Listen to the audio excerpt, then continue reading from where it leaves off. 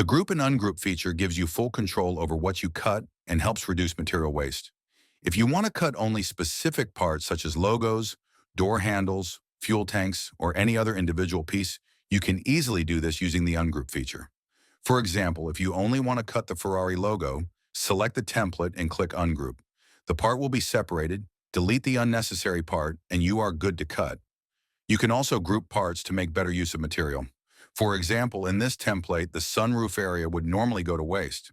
To improve efficiency, you can place other required parts in that space, group them together, and cut them using the unused sunroof material instead of wasting it.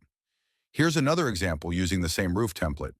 If you ungroup from the top toolbar, both the sunroof opening and the fin antenna will be ungrouped.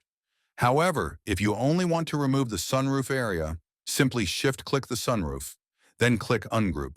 This will ungroup only the sunroof while the antenna remains intact.